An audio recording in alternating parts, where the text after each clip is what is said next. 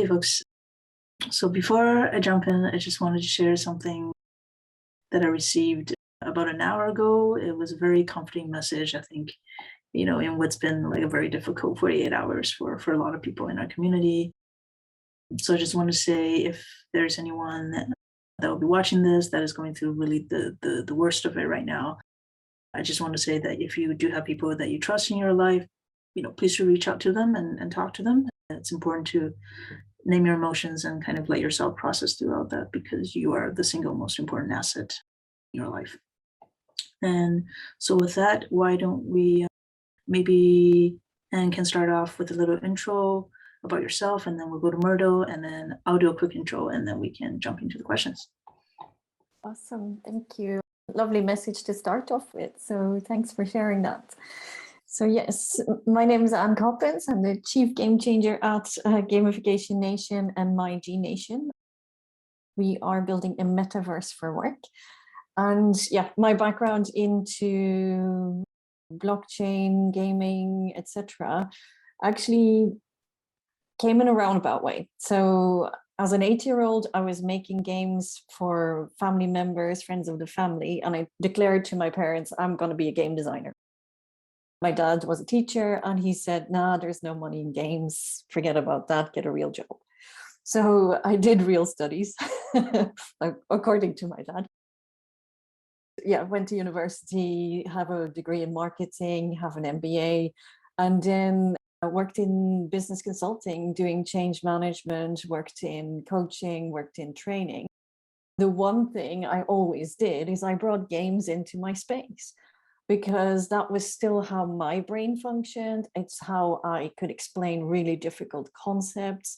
And it's how I got change to actually function for people. So I made it into games. So when then I was getting really fed up with my training career, I worked in the corporate sector and basically looking at, okay, what else can I do? What else is interesting for me?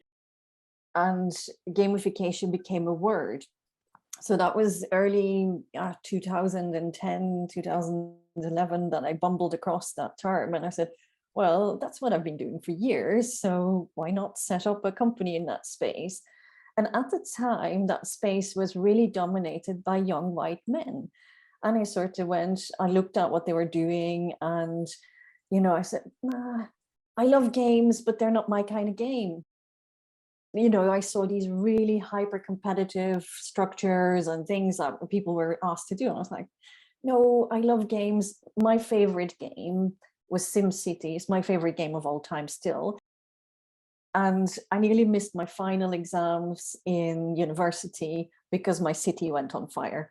And it was a trade-off between, oh God, what do I tell the French oral examiner with an external examiner in the room about this game? And I sort of went, shoot, got to take a taxi, got to get to the exam and, got my degree and all of that. But really seriously flunked my French oral. And the teacher sort of looked at me kind of like, you're better than this woman. So it was really funny. But yeah, it was all because my SimCity was on fire and I was totally distracted. So long story short, so yeah, I set up gamification to bring more of a Gamification Nation, to bring a feminine voice into the mix of these young white boys. At that point, I was also, about hit 40. So, I was no longer that young spring chicken, between young boys and more mature voices. I sort of felt, look, there is space for a collaborative game, a collaborative way of doing this, especially when you do gamification for workplace engagement, for customer engagement, etc. So that space needed something, in my view, more ethical. I did ruffle quite a few young boy feathers, and I'm pretty sure they survived all that. So, they're still around, I'm still around, we still talk. So it's all good. But sometimes you gotta, take that deep breath and go for it.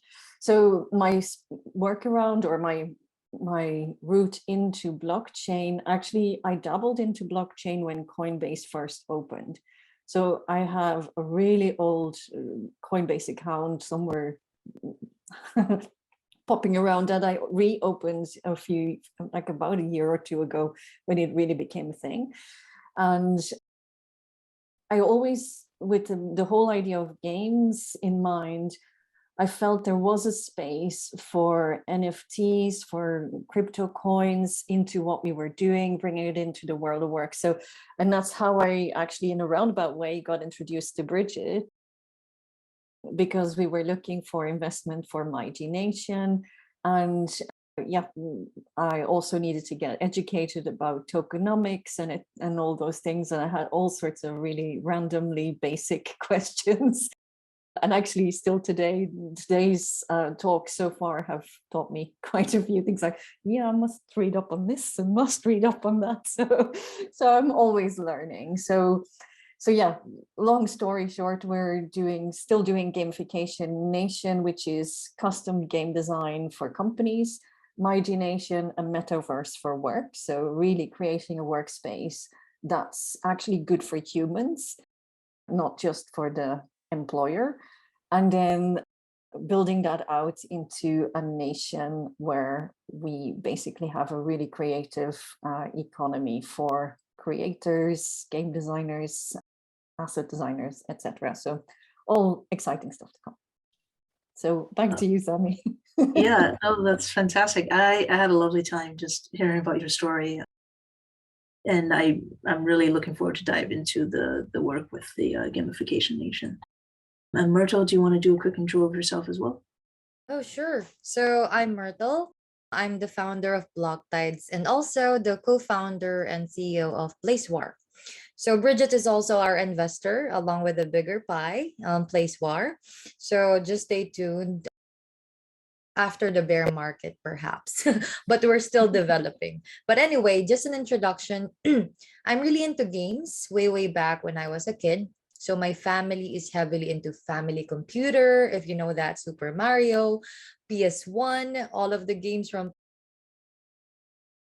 mobile games and computer games. So here in the Philippines, we are the number one, along with the top players in the Southeast Asia. And you all know that, this the statistics. All of the people here, even during their break times, are actually playing Mobile Legends. So we are really the social media capital of the world. But of course, there's a lot of gamers as well. That's the reason why Axie became so famous here, because of course it's not just about the games but also can help the families at the same time unemployed during the pandemic. So where I came from, I really want to become a streamer before for games way back, when I'm still a child, and I really want to feature games, but it's not my direction. Here in the blockchain space, I'm into events, PR, and marketing. At the same time, I'm a scholar graduate of Draper University. It's just like a ladder. So I came originally from the BPO industry here in the Philippines, advisor for Apple, GoDaddy. But of course, blockchain is here and it's fun. At the same time, during the, what do you call this? I'm not promoted during the times where I am in the corporate ladder, but here in the space, of course, I have now block tides because I don't know, but here in the bigger pie, it really makes me accepted. Like there's a lot of people helping a lot each other. So I felt the inclusivity when it comes to the space, and the bigger pie is there, setting it as an example. That's it for me. You can just search my LinkedIn, guys. Thank you, Myrtle. And I'll just do a quick intro about myself. So my name is Sammi. I am completing my MBA at the Saïd Business School here. And I founded the Blockchain Club at the business school. And we work to what we define as promoting blockchain literacy among future business leaders. So that is our mission. I also I work as the COO at T2 World, which is a decentralized publishing platform. And we're trying to gamify the reading experience to extend people's reading behaviors on a day-to-day basis. So I think Anne and I, we may have a lot to talk about. So let's go right into it. I want to know, what is the most interesting project on your mind right now for the both of you? So specifically, what do you like about it, and then what challenges you perceive for because exciting projects are ambitious by nature, and so what challenges do you foresee that lies ahead for them? Maybe Myrtle can go first, or Aside from Place War, of course, I do support other projects as well. So Gala Games. So when it comes to Gala Games, I don't know if you heard about them, but Gala Games is actually not just surprisingly doing it for games, but also the entertainment industry as a whole. You know, it's really shocking that they released gala music. So at the same time, it's really connecting a lot of things when it comes to the metaverse, because they prove to me that they're just, when it comes to the metaverse, of course, you can connect one technology from another, and they switch, not really switch, but open the opportunities for people who's really popular in the space, and also when it comes to music, Snoop Dogg. So Gala Games is really, but there's a lot of challenges because most of the NFTs are really expensive. So at the same time, it's really, I mean, here in the third world countries such as the Philippines, so how can you make them buy the NFTs at the same time we're experiencing unemployment here? So that's the problem that I can see, is how can they enter the market here for mass adoption, though they do really have a good use case, 28 games being launched, but how can they penetrate the Philippines with that high price ceiling of the NFTs that they have? Cool. It's a great example, actually. It's one we're following too. Actually, one of the projects that excites me, and I suppose coming from the very more traditional, I suppose, corporate sector, the NVIDIA infrastructure is a project I'm following because that looks awesome, amazing. So NVIDIA, for those of you that are not 100% sure who they are, yeah, they were behind Pokemon Go. So they had the infrastructure for the augmented reality of Pokemon Go. And what they are doing is they're recreating a real world based on augmented reality and the technology that they actually used for Pokemon Go. So I think that's exciting. They're making it available for free. And they're also going to fund a number of projects in the UK if you can basically link their planet that they've designed into an augmented reality metaverse-like world. So I think that's an exciting one to watch. But like with Pokemon Go, it crashed many servers, many phones, it burned many batteries. So I don't think they actually figured that out just yet. And actually, I see that as a metaverse problem across the board. It's a conversation we're having as well, is, you know, how can we entertain thousands of people in one place at one time in a decentralized manner? Can you even do that? Is there any decentralized network that's not going to crash? Just like Ethereum had a crash, thank you, Bored Ape. Yep.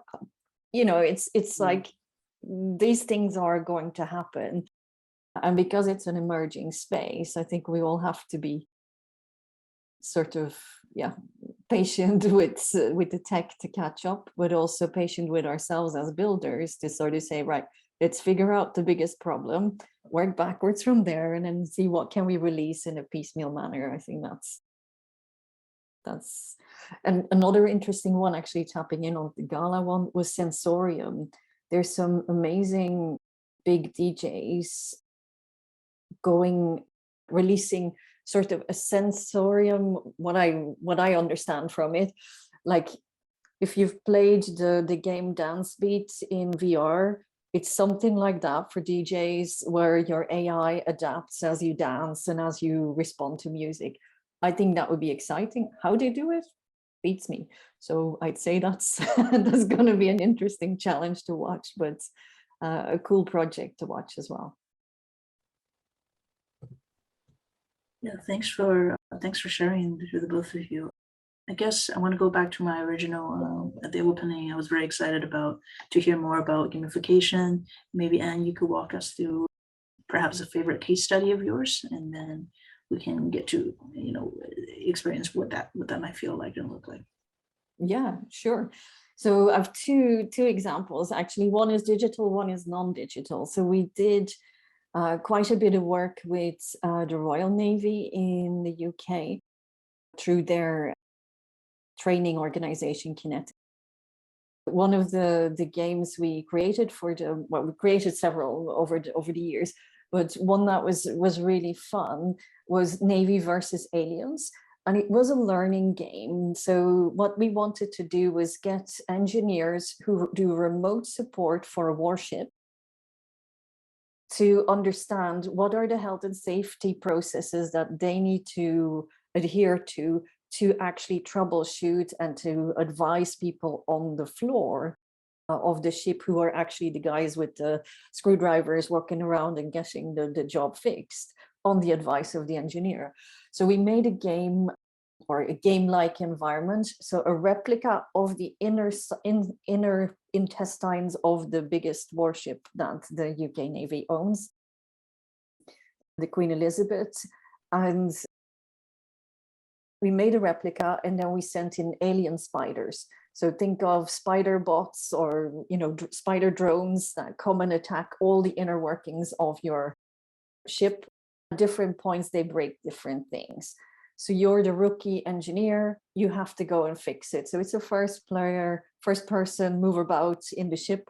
And at different points, you get different breakages with a small bit of instruction. You do it right, you fix it. You do it wrong, you hurt someone. So there's different consequences. So I think that was a really cool project to work on. The instructor on the project was actually a trainer, a petty officer trainer, who was doing this as classroom training.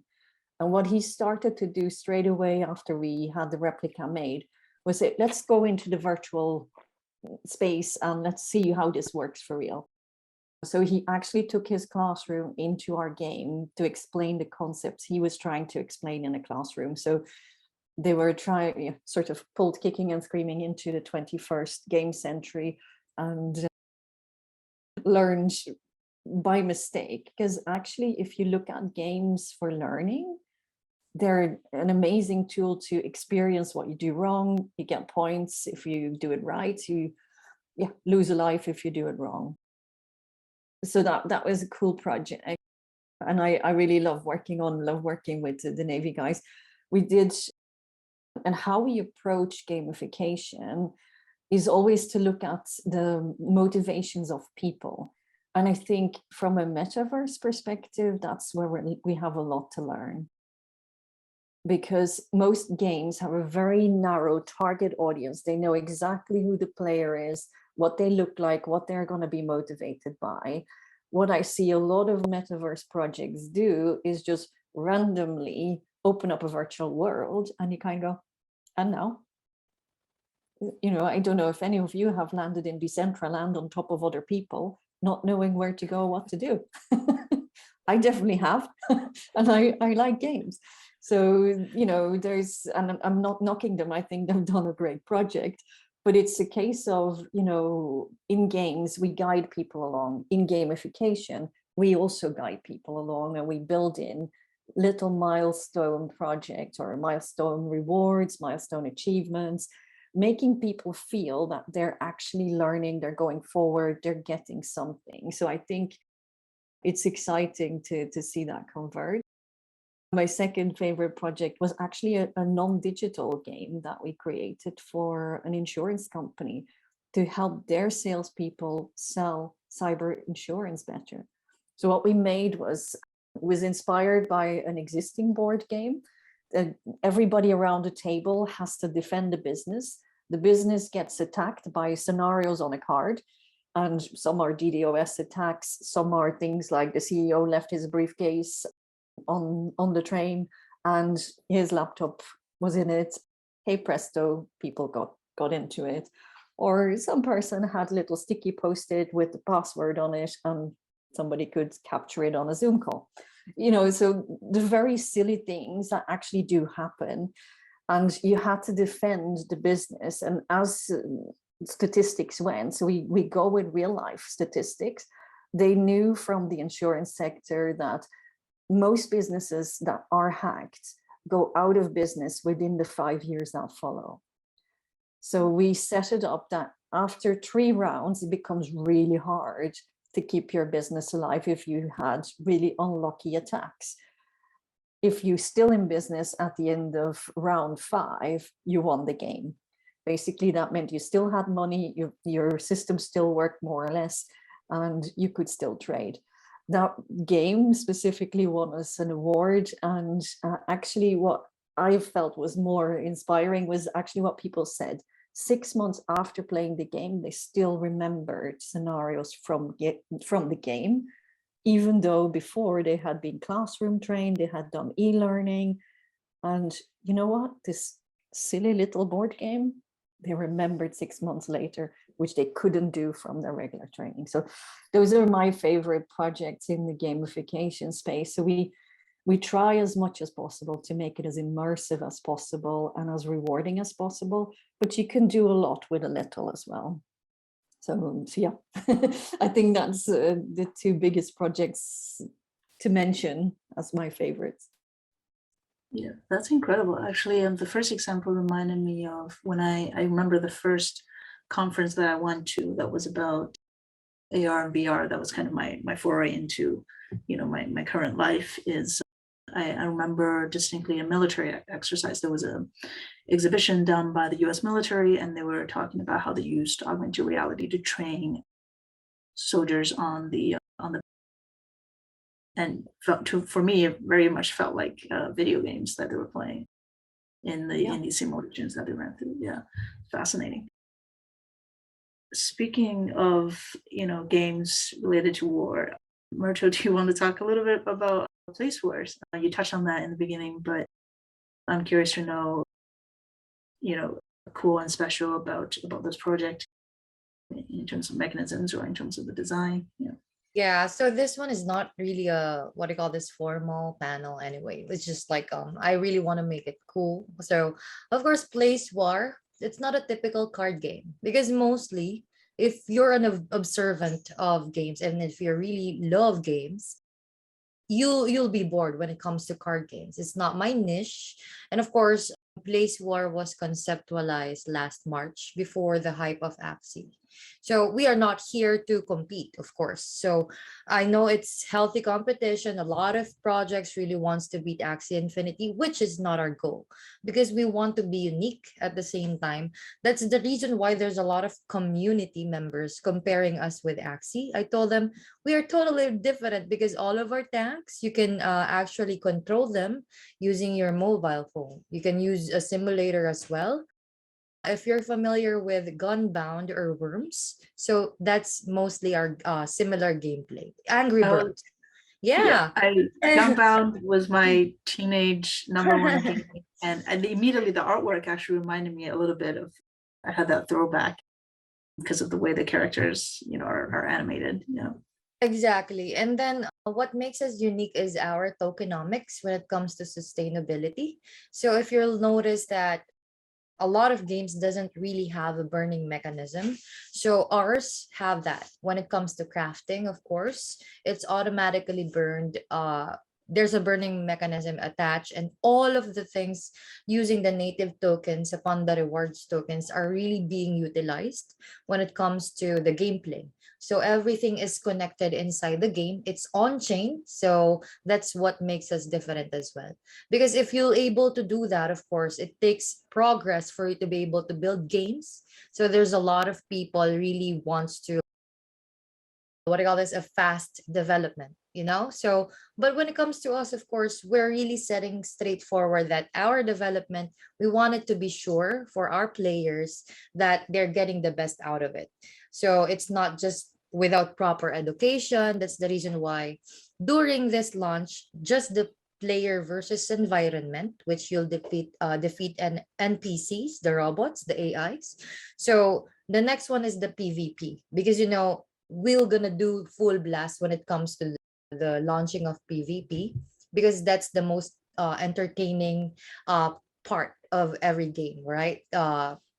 human versus human. So the guild wars also will be 10 versus 10. So just imagine that.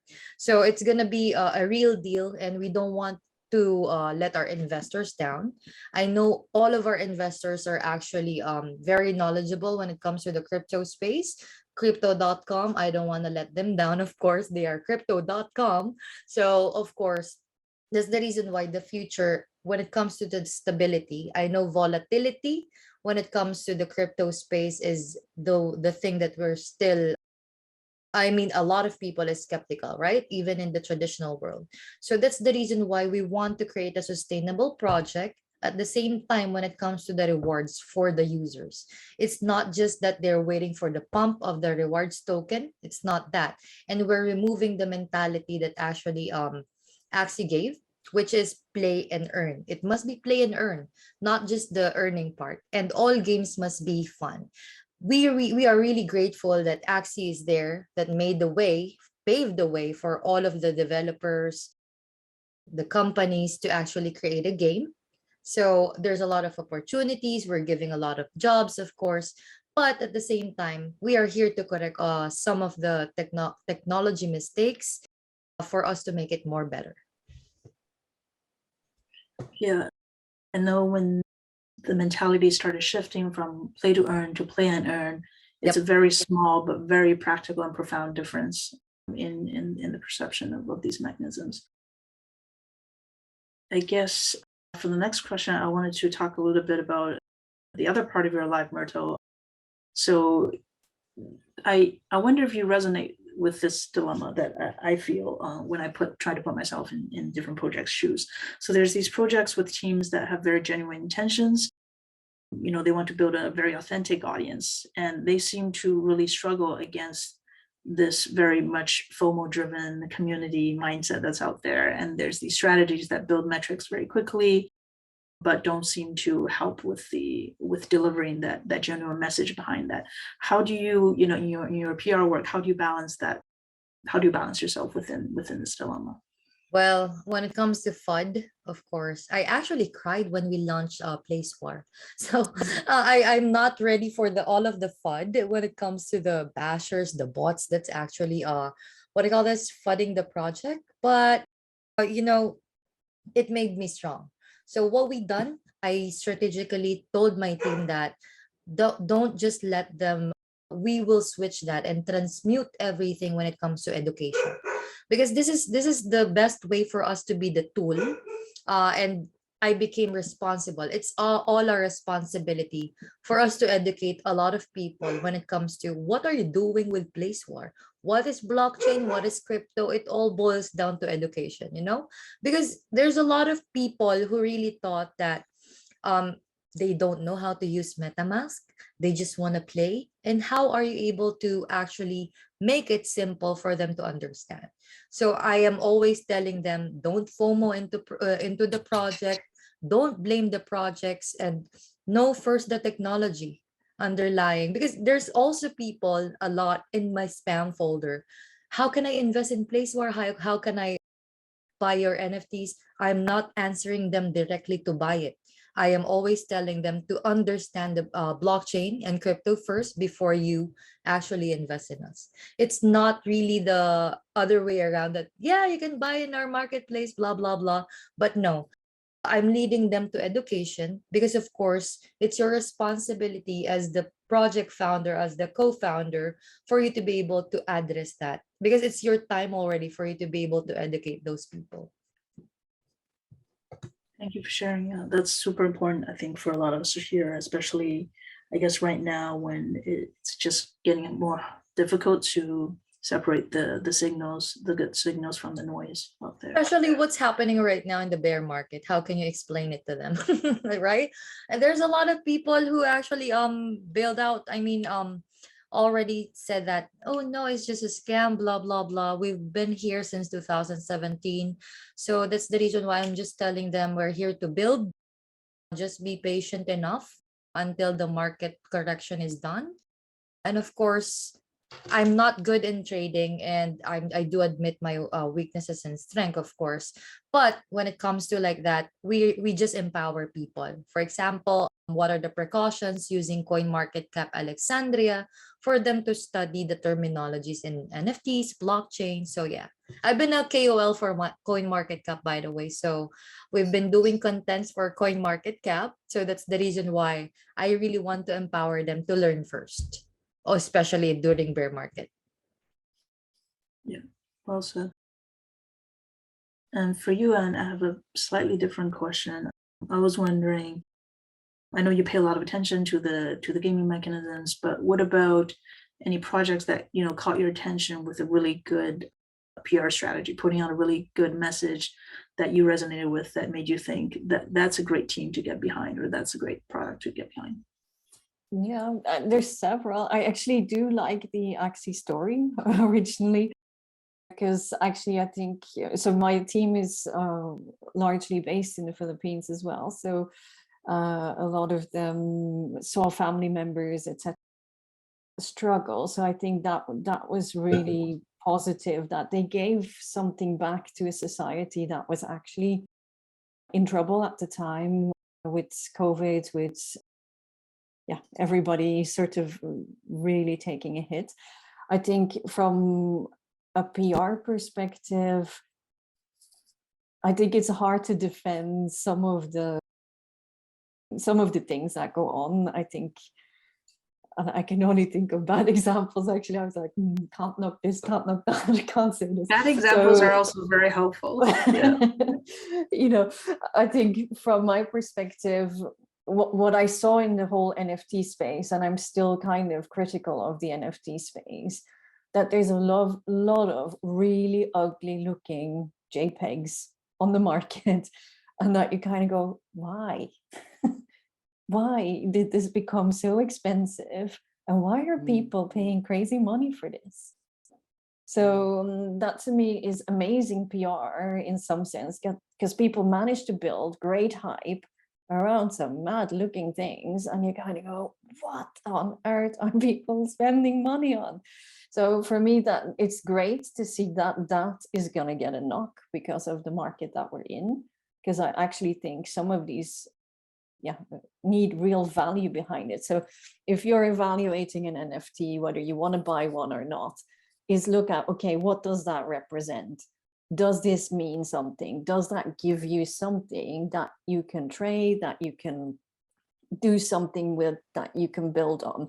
And I think if it's a token that gives you access to more, so taking the example of Gary Vee, who's amazing at social media, is a bit like you love him or hate him. He's super noisy, super, in your face, super out there. And his squiggles, his JPEGs are really brutally bad, I have to say, and I'm pretty sure he'll admit that himself. They're just like squiggles. Yet he's put value in it. So you invest in his NFTs, there's membership, there's knowledge, there's education, exactly what Myrtle is saying. So it's giving value to the people that own the NFT. And I think if you're playing in this market, that's something to watch for, and look for those things that actually give you value for your money, and something more, that there's actually something tangible behind it. And that's the same for metaverses, I believe. Look for those where you're attracted to and that appeal to you. I think what I also like, and what I also love to see more of, is that there are good climate projects coming up with climate, not just offsetting what gas fees are producing, but some being built on solar panels, solar energy, and all of that. So there are positive stories that we need to definitely share. And from a community perspective, is look for the communities that really have a good community manager that sort of makes sure that, all the trolls, the bots, the nasties get eliminated over time. You won't ever get them all in the one go, but there should be somebody managing that space, managing the narrative, managing everything, because it needs to be safe, it needs to be inclusive. We don't want scenarios. I think the most widely publicized thing that happened in the metaverse is this journalist female girl being groped within 2 seconds of stepping into a metaverse. I think that's wrong. That's just plain out wrong. You wouldn't do it in real life. I hope nobody ever has to experience it in real life. And I hope nobody has to experience it again in a virtual world. And I think one of my strong reactions and one of the reasons why I decided to go with my G Nation into the metaverse is when Facebook or Meta started saying, we're going into the metaverse. I was like, oh no, oh no, oh no, no, no, no, no. We do not want you there. You are not ethical with our data. You're not ethical with what you do with everything else. You're not even managing the narrative. So yeah, sorry. I get very passionate about these things, but yes, so you need to manage the PR for sure. It's, and rightfully so. I think it is a lot of really important things that don't get enough attention, or rather when they do get attention, because I feel like it's just a deja vu for me. Every single event that you go to, people bring up ethics, and it's the same stories that keep happening, and we think about why do they still happen. It is very difficult, but we can't not talk about them. Myrtle, did you want to add something? Yeah, Yeah, and I think actually the PR of Axie Infinity is really targeting the Filipinos' emotion. So that's really the secret when it comes to the PR, since also Gala Games actually made that. So if you search their YouTube channels, it's really targeting the emotion of the people. Even Nas Daily is doing that when it comes to videos, right? They're actually going here in the Philippines for them to showcase the culture, showcase that they're helping the Filipinos. That's the reason why they have a lot of followers, they have a lot of supporters. But of course, the strategy is really the Philippines. It's really an honor, and I'm grateful that I'm here in the Philippines. I can access everyone that I need for me to help the projects legitimately, right? So the question here is, how can you make an impact when it comes to the projects that you're doing? So that's the purpose there. So even in Place War, we're actually planting trees as well when it comes to the social impact of things. Why all of the shit tokens, sorry if for my word, but shit coins are actually providing charity when it comes to their tokenomics, right? So because it's how the people it's the PR part of things. So how you'll make an impact when it comes to the projects that you're building. I think that's the main sauce that actually most of the guilds are actually doing as well, like YGG. So it's really targeting the emotion of the people. Yeah, and I mean, maybe not all the applications of that concept are good, but certainly I think we do need to remember that people are first emotional before we're rational. Yeah, exactly. But it worked with them, but not all, because not all have the same goals, have the same vision at the same time, no, a different path. So I believe in that, in a different strategy when it comes to doing PR as well. And you had a thought earlier. Did you want to get back in? no, but I have another thought. So that one flew by. But yeah, actually the long-term definition of engagement is combining rational decisions with emotional decisions. And actually, if you want to do that, the best thing to do is to build experiences. So for all of us and all of you in this space, having amazing experiences is what people will remember. They'll remember when you made them feel good.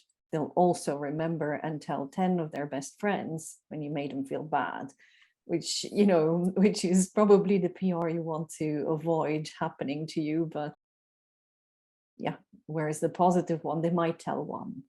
So there's, I think for me, that's what rings home, that we have to keep in mind, let's make it the best possible experience.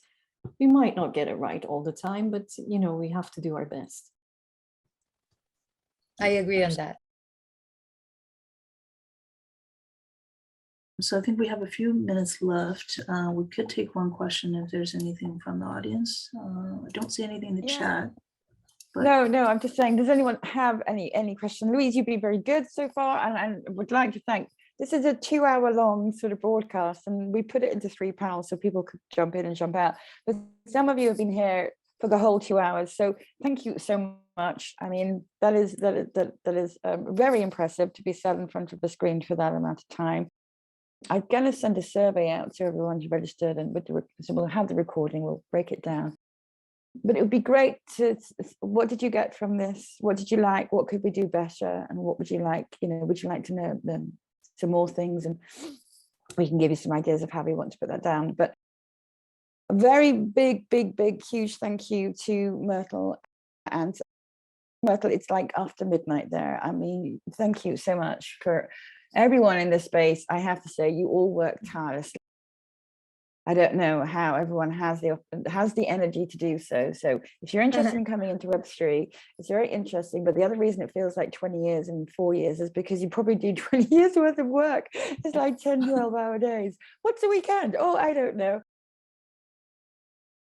So just expect that. But it's incredibly interesting.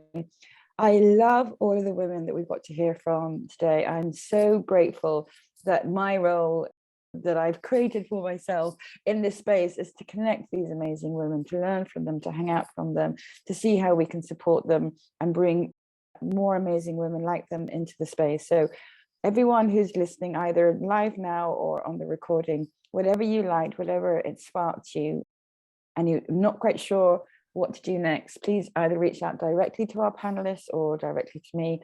And with the recordings and everyone who's registered, we'll send out all those links that you can do so. Thank you, Sammi, as well. Fascinating conversation. And I love the fact that I get to hear different, I mean, I've had the fortune to hear all of our guests speak before, and every single time, of course, you're only on there for a few minutes, you learn something more. And it's just a joy to know. Thank you so much, Louise. Yes, lots to learn, lots to digest, learning every day. I just wanted to share, did I want to share a couple any more? Yeah, so we shared a whole bunch of resources. We'll share them again with the recording. I just wanted to let you know as well that on the Bigger Pie, we do have a resources section. There's only about 6 things on there, but when you open them up, you'll realize that that'll keep you going for years because they keep going down the rabbit hole. So yeah, would anyone like to say anything? Oh, thank you very much. Let's go. I'm glad that you found it amazing and informative talks. We really appreciate you showing up. Anything that we can do to help you, let us know. We are creating a Web3 directory. And on that, one of the things that we have in the Bigger Pie, but we have it informally, is the ability to mentor or be mentored. So if anyone's listening and they like the idea of being mentored by someone, as we build up that directory, we'll be able to see who's got the skills to do this and how we can match you. But otherwise, I'm going to give us all 2 minutes of our evening back. And thank you so very much. And thank you to DataTjej and Amanda for instigating this and helping us to organize it. I want to say goodbye. Thank you so much. Stay safe, guys. Thank you, Fanny. Thank you, Louise.